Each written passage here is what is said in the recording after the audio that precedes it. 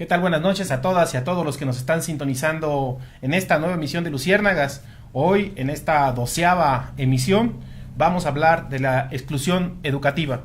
Te pedimos, como cada programa, que nos ayudes compartiendo, comentando y reaccionando a esta transmisión en vivo.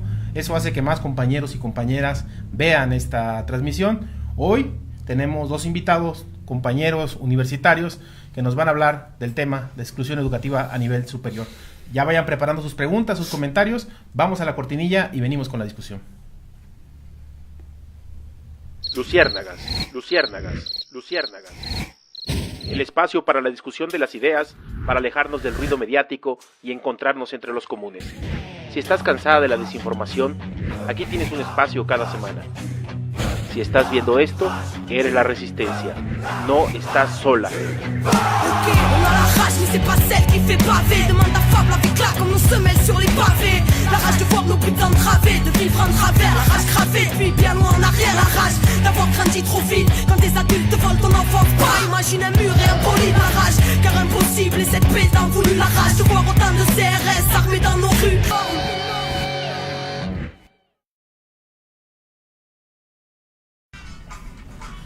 Buenas noches, ya estamos de vuelta en esta transmisión de Luciérnagas. Hoy tenemos dos invitados. Esta noche está con nosotros el compañero Omar. Omar, buenas noches. Buenas noches. Y está el compañero Marco. Marco, buenas noches. Buenas noches. Vamos a hablar de la exclusión educativa. Primero nos gustaría comenzar hablando de los mecanismos de exclusión, cuándo surgen, cómo surgen, qué son en las universidades de nuestro país, Omar. Bueno, los mecanismos de exclusión, lo que hacen es eso, ¿no? Excluir una cierta parte de la población a que acceda al nivel medio superior y superior de la educación pública, ¿no? ¿Qué pasa con toda esta población que es deliberadamente excluida de la educación superior? Esta población tiende a acudir a las universidades privadas, ¿no? A acrecentar la matrícula privada. En el caso particular de la Universidad Michoacana de San Nicolás de Hidalgo, nuestra máxima casa de estudios aquí en la entidad, tenemos que para este año hay un caso muy particular, ¿no? No habrá excluidos, lo acaba de comentar el rector en rueda de prensa hace no más de 2 días. Para la universidad se solicitaron 17.902 lugares, es lo que se está ofreciendo la universidad como oferta educativa. Aspirantes tenemos 13.183 y en lista de espera tenemos 4.406. En este caso, como lo comento, no habrá una exclusión educativa en la universidad, pero esto pasa derivado de todo el contexto en el cual nos encontramos. Hoy la demanda educativa en la universidad ha bajado bastante. Tal es el grado que el bachillerato nicolaita está a punto de entrar en un problema muy grande de riesgo. Se habla incluso de que se van a cerrar aproximadamente 40 secciones, es decir, estamos reduciendo la matrícula en el bachillerato cerca de 2.000 estudiantes, derivado a este problema que no tenemos demanda en la universidad. Ahora bien, quiero mencionar un caso muy específico de la Facultad de Medicina. Para el año 2016, en Medicina, tuvimos 3.331 aspirantes. De estos 3.331 aspirantes, solamente se aceptaron a 525 alumnos, es decir, se excluyó a más de 2.000 alumnos de la universidad en esta área específica. Medicina es el sector más demandado de nuestra universidad, sin embargo, no es el que se le está dando mayor oferta educativa.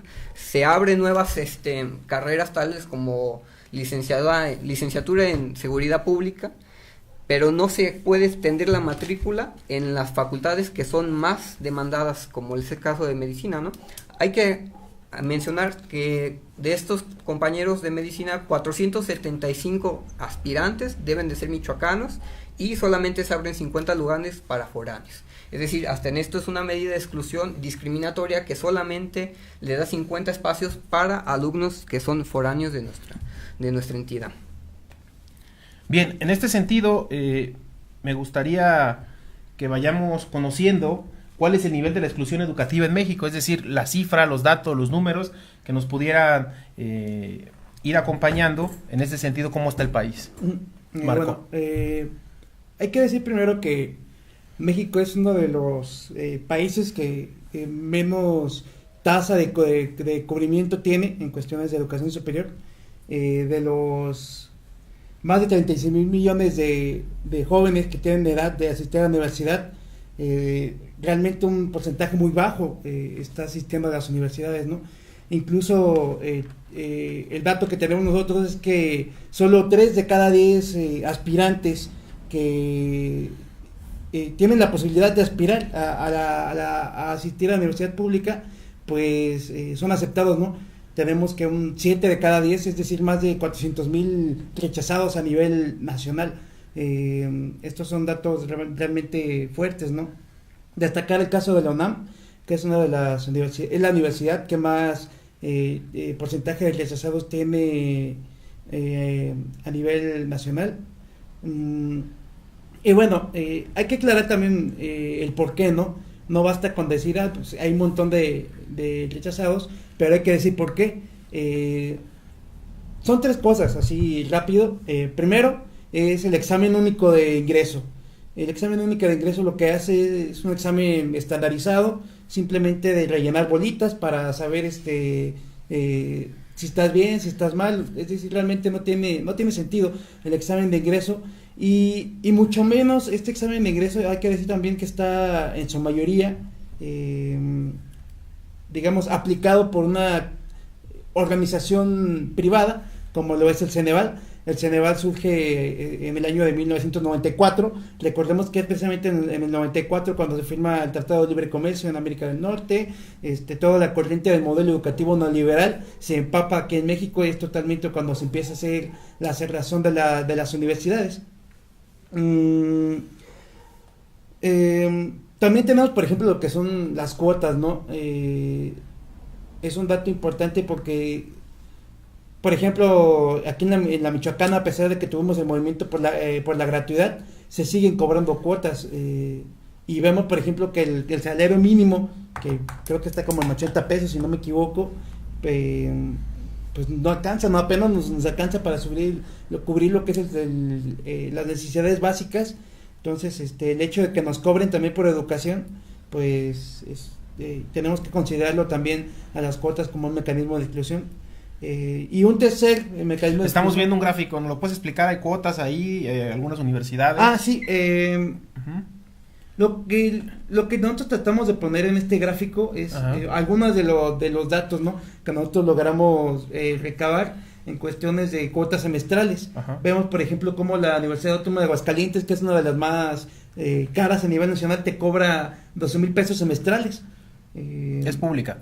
Sí, totalmente. O sea, vemos cómo esta frontera entre lo público y lo privado se borra totalmente bajo el modelo económico neoliberal, ¿no? Repito, esto viene a partir de los años 90, que es cuando se comienza ya a meter fuerte lo que es el modelo educativo neoliberal aquí en México. ¿Los de Chapingo? Ajá, ¿vale? ¿Es Chapingo la siguiente, digo? No, es la Universidad Autónoma de Chilpancingo Chiapas. ¿O Chiapas? No, es Chihuahua, perdón. Chihuahua. Okay. Ajá, está la Universidad Autónoma del Estado de México. Ajá. Con 6,000, la Universidad Autónoma de Coahuila, que nos cobra 7,000, y por supuesto la Universidad Michoacana, que insisto mucho en esto, el movimiento por la gratuidad, en el cual tanto el compañero como yo fuimos parte, luchamos por la gratuidad, se obtuvo en su momento. Sin embargo, actualmente las falacias por parte del rector y de las autoridades universitarias han hecho que se sigan cobrando cuotas, ¿no? Y bueno, un tercer elemento aquí que también hay que mencionar son las acreditadoras, ¿no? Acreditadoras como la COPAES, las cuales determinan cuántos espacios o cuántas matrícula debe tener cada universidad. Entonces vemos cómo son instituciones privadas las que determinan quién ingresa y quién no a la universidad pública. Se borra totalmente esto de lo que delimita qué es una universidad pública, qué es una universidad privada. Entonces es algo que hay que reflexionar, sobre todo porque hay que distinguir, ¿no?, entre estos conceptos de público y privado que se están borrando. Claro. Sí, Omar. Bueno, sobre eso me gustaría remarcar 2 puntos, ¿no? En el caso particular de la universidad. En el año 2016... La Michoacana. La Michoacana, okay. En el año 2016, la Michoacana contrató a Ceneval y le pagó la cifra de 10.696.220 pesos. Estas cifras son de los exámenes de Examen 1, Examen 2, Examen 3 y que estos exámenes son para ingreso y el examen de GEL que es para titulación. Mientras que a las casas del estudiante solamente se les da apenas el 65 millones de pesos anuales, ¿no? Es decir, si la universidad puede pagar esta cantidad a Ceneval, que es una agencia particular, y no puede aumentar el presupuesto para las casas del estudiante, que en algunas tenemos casos que están casi por derrumbarse, ¿no? O sea, es mucho el descuido que existe hacia este sector. Para los que nos ven en otras partes del país y del mundo, inclusive, ¿qué es una casa de estudiante? A ver, explícale brevemente. Muy brevemente, Sí. es una casa de estudiantes, es un albergue en el cual se recibe a estudiantes de bajos recursos o de zonas marginales para que puedan acceder a la educación superior. En nuestro caso, en la Universidad Michoacana, la universidad es quien financia totalmente la casa, desde la comida, el techo, la manutención. Es una beca colectiva, no es una beca individual, es decir, se les da una beca colectiva para toda la casa y toda la casa compra lo que necesita, tanto su alimentación como algunas cosas como libretas o útiles escolares, lo que se necesita. Muy brevemente, ¿no? Sí.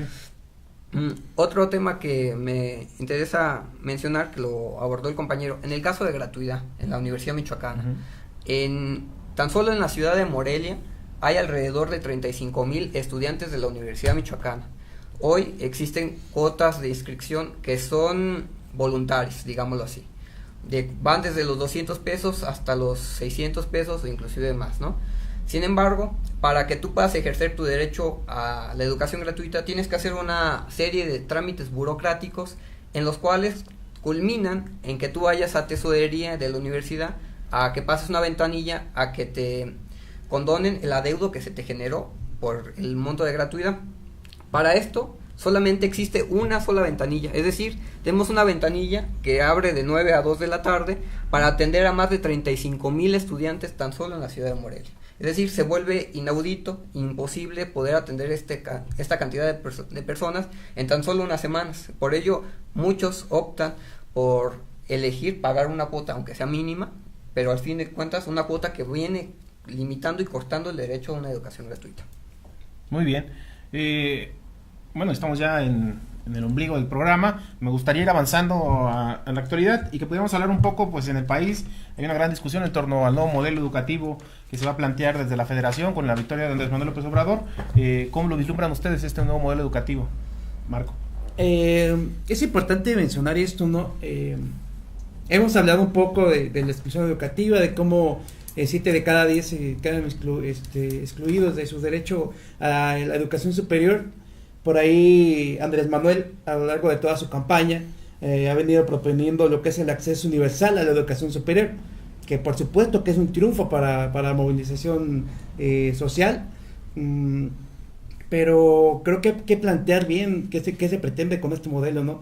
Resaltar sobre todo el proyecto de Andrés Manuel es totalmente lo que es el estado de bienestar, lo que es el New Deal, incluso él lo menciona, ¿no?, en sus diferentes documentos de tanto de Morena como de su campaña. Este estado de bienestar que lo único que hace es que el Estado vuelve a ingerir dentro de lo que es la economía, y lo que se pretende es reactivar la economía, rescatar a los bancos, salir un poco de la crisis, que realmente es un alivio temporal. Yo siempre he dicho que en su momento Andrés Manuel lo que hace simplemente es una paracetamol, ¿no?, al descontento social que existe, pero que no ataca directamente lo que es el valor. En este caso no va directamente por el modelo de universidad que queremos. ¿Por qué? Porque si bien va a aumentar, digamos, la matrícula, incluso ha hablado Andrés Manuel de quitar el examen de ingreso, que por supuesto eso está muy bien, pero hay que hacer una pregunta: ¿qué universidad queremos? Porque Andrés Manuel lo que está proponiendo es estudiar. ¿Para qué? Para ingresar al modelo educativo, al modelo económico, digamos, de servir a la industria, de servir a la banca, estos sectores privilegiados, ¿no? Que nosotros como estudiantes podamos realmente servirles a los sectores poderosos, pero que realmente se deja de lado el verdadero propósito que debería tener el universitario, que es servir a la sociedad, es decir, servir al pueblo. Resaltar, por ejemplo, no sé, trabajar en disminuir la desigualdad, en los servicios de salud, que está en crisis realmente y no hay servicios de salud público. Pasa lo mismo que con la educación, ¿no? Se borran totalmente las fronteras entre lo público y lo privado. Entonces, a esto debemos aspirar los universitarios, y con el modelo Andrés Manuel, realmente lo que pasa es que cambiar para que no cambie nada, ¿no? Eso es lo que nosotros vemos. Ok. Finalmente ya estamos llegando al final del programa. Seguramente se han generado propuestas a lo largo de estos últimos años a nivel local en Michoacán y a nivel nacional en el país. Los movimientos de aspirantes y rechazados no son particulares de un solo estado, en todos los estados se desarrollan, se gestan pensando y exigiendo el derecho legítimo a entrar a una universidad y a ser parte de la educación superior. ¿Qué propuestas existen en este momento? Bueno, primero quisiera partir de una invitación para el público y la audiencia que nos ve. Uh-huh. El mes de septiembre, los finales de septiembre, estamos organizando un encuentro nacional de estudiantes, donde se plantea esta idea principal, ¿no? ¿Qué universidad queremos? ¿A qué universidad debemos aspirar? Y un panorama general de cómo se encuentra la educación actualmente en México, tanto superior como básica. Bueno, la invitación es, el encuentro se realizará en la ciudad de Guadalajara, y bueno, en virtud de qué es lo que hemos ido... ¿Tenemos fecha? Está por confirmarse. Finales de septiembre, del 26 al 2 de octubre, seguro.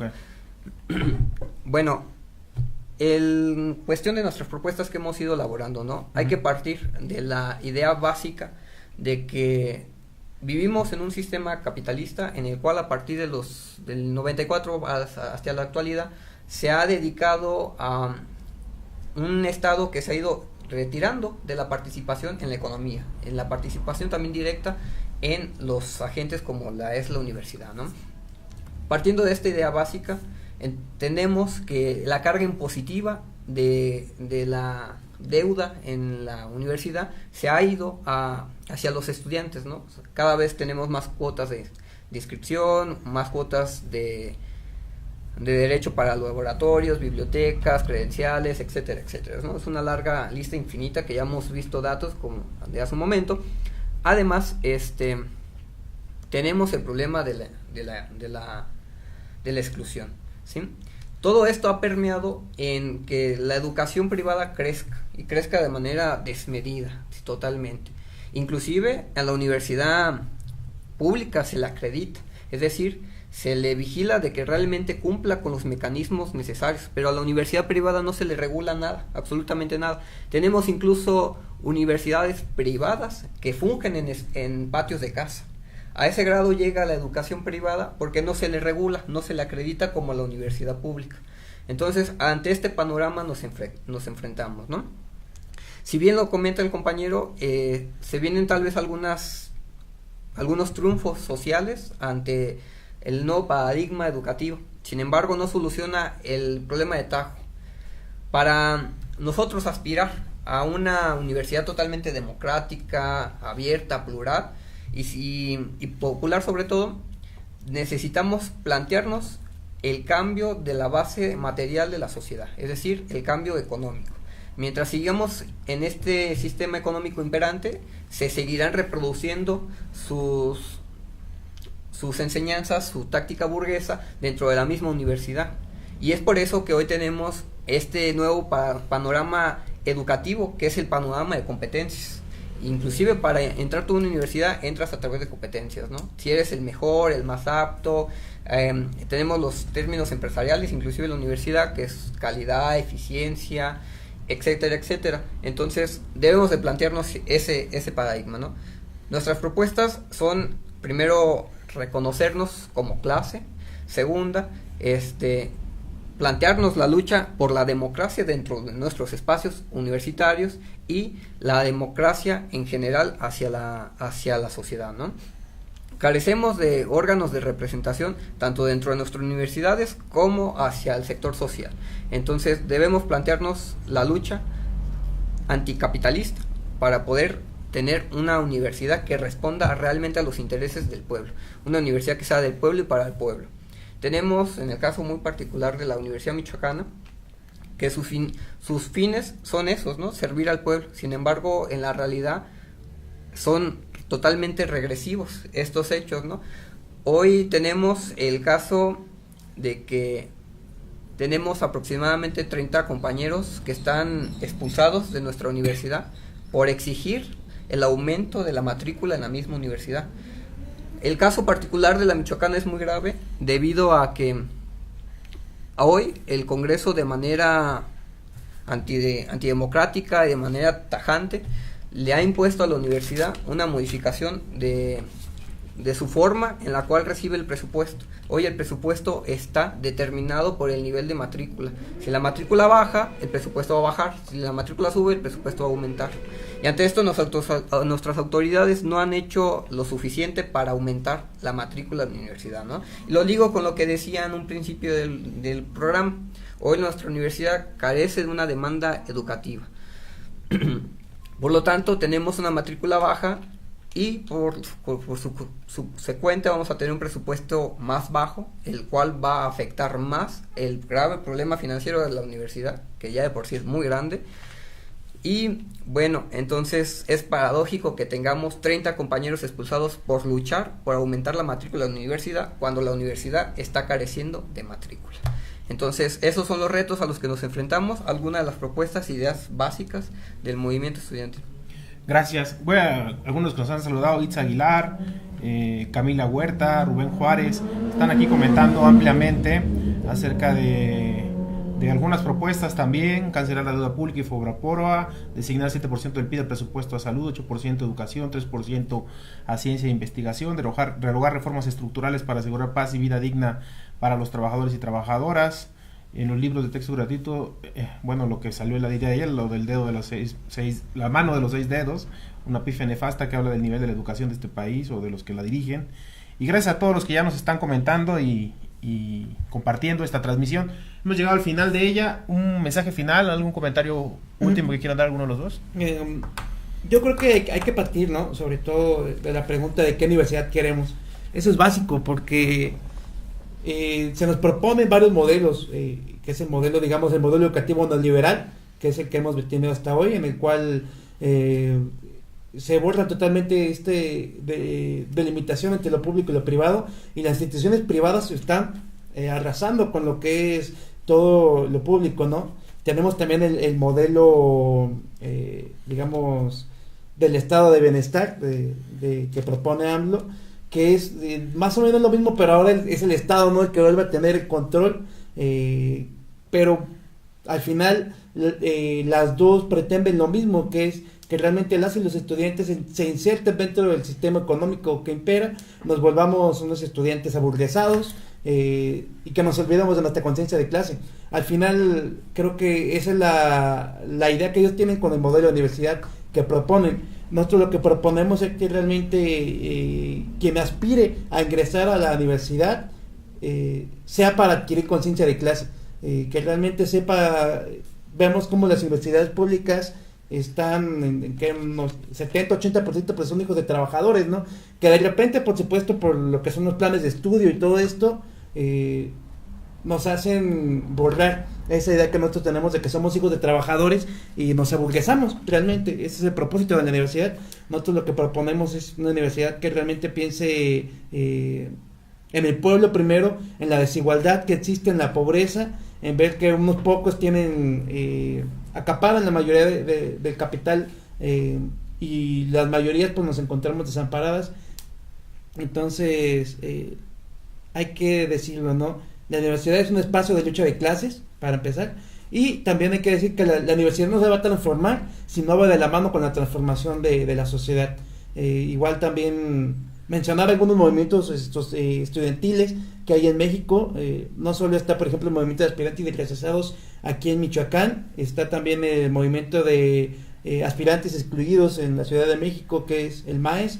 Está en Puebla, tenemos al CUEP, tenemos al FED, en Guadalajara, en Tepic, en Tijuana. Es decir, es un movimiento amplio que de repente creo que uno de los grandes problemas que enfrentamos es que somos algo aislados, entonces creo que es momento de cerrar filas, no solo con el movimiento estudiantil, sino con el movimiento social, ¿no? Con el movimiento obrero, que el estudiante y el obrero se reconozcan como parte de la misma clase y puedan ir juntos hacia la toma del poder político, que creo que eso es lo que debemos aspirar. Gracias, Marco, por haber venido esta noche. Omar. Bueno, como conclusión final, ¿no? Manera muy breve, tenemos que luchar. Se le impone al estudiante, ¿no?, luchar en dos ejes. Una, por luchar por democratizar su espacio, y luchar al lado del obrero, ¿no?, del campesino. Es decir, tenemos una doble tarea: ser agitadores dentro de nuestros espacios de universidad, promover y difundir la organización, la batalla de ideas, sobre todo, y llevar todo este conocimiento hacia la misma sociedad. Entonces, debemos de trabajar hacia esos dos rumbos y, como lo dice mi compañero, sobre todo con conciencia de clase, reconocernos como tal, me parece que es importante, y que todo el conocimiento que adquirimos en nuestra universidad sea con el fin último de servir al pueblo, ¿no?, y no servirse de él. Gracias a los dos por haber venido esta noche, por habernos acompañado. Fue muy esclarecedor. Gracias a todos y a todas las que nos estuvieron siguiendo en esta 12ª emisión de Luciérnagas. Vamos a despedirnos esta noche. Sin duda ha sido muy aleccionador todo lo que nos han compartido los compañeros acerca de la exclusión educativa. Una tarea fundamental para nosotros, para nosotras, es combatir esta exclusión educativa. Lo que hizo el movimiento de gratuidad hace unos años aquí en Michoacán, lo que hacen los movimientos contra la exclusión a lo largo y ancho del país, que ha mencionado Marco, son lecciones que tenemos que ir avanzando para conseguir una sociedad más igualitaria. Finalmente, el proyecto de los de arriba es la segregación, la exclusión, que permite que se siga perpetuando a lo largo de los años su planteamiento de explotación y dominación. Por eso, hoy, la consigna de educación para todos y para todas hace que sea viable un país más justo. Por eso te invitamos a sumarte, a acompañar a los movimientos en defensa de la gratuidad, contra la exclusión educativa a nivel nacional, y a sumarnos por una universidad para todos y para todas. Nos vemos en la siguiente transmisión. Gracias por habernos acompañado esta noche, y recuerden, si vieron esto, son la resistencia y no están solas. Nos vemos en 8 días. Luciérnagas, luciérnagas, luciérnagas. El espacio para la discusión de las ideas, para alejarnos del ruido mediático y encontrarnos entre los comunes. Si estás cansada de la desinformación, aquí tienes un espacio cada semana. Si estás viendo esto, eres la resistencia. No estás sola. Ok, on a la rage, mais c'est pas celle qui fait baver. Demande à Fable avec là, comme nos semelles sur les pavés. La rage de voir nos putains de travées, de vivre en travers. La rage gravée, depuis bien loin en arrière. La rage d'avoir grandi trop vite.